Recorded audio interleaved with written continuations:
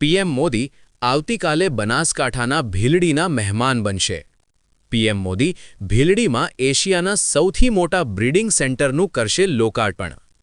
Banas dairy દ્વારા ગુજરાતના બનાસકાંઠા જિલ્લામાં શ્વેતક્રાંતિ માટેનો નવો અધ્યાય શરૂ થવા જઈ રહ્યો છે.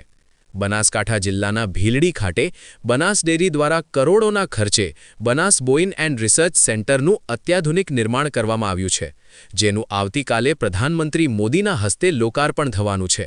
ત્યારે ભીલડી સહિત સમગ્ર બનાસકાંઠા જિલ્લાના ખેડૂતો અને પશુપાલકોમાં અનેરો ઉમંગ જોવા મળી રહ્યો છે. આશરે 325 કરોડના ખર્ચે 125 એકર જમીનમાં ફેલાયેલું આ કેન્દ્ર ભારતનું સૌથી મોટું અત્યાધુનિક કેન્દ્ર છે, જેનો મુખ્ય ઉદ્દેશ પશુપાલકોની આવક બમણી કરવાના લક્ષ્ય સાથેનો છે. આ બાબતે બનાસ ડેરીના ચેરમેન શંકર ચૌધરીએ જણાવ્યું હતું કે આ સેન્ટરમાં ઊંચી ઓલાદના ઉચ્ચ આનુવંશિક ગુણવત્તાવાળા પશુઓ તૈયાર કરવા માટે સેક્સ સોર્ટેડ સીમન અને એમ્બ્રિયો ટ્રાન્સફર જેવી વૈશ્વિક ટેકનોલોજી દ્વારા આ સેન્ટરમાં જર્મન, જાપાન, અમેરિકા જેવી આધુનિક પદ્ધતિનો ઉપયોગ થશે.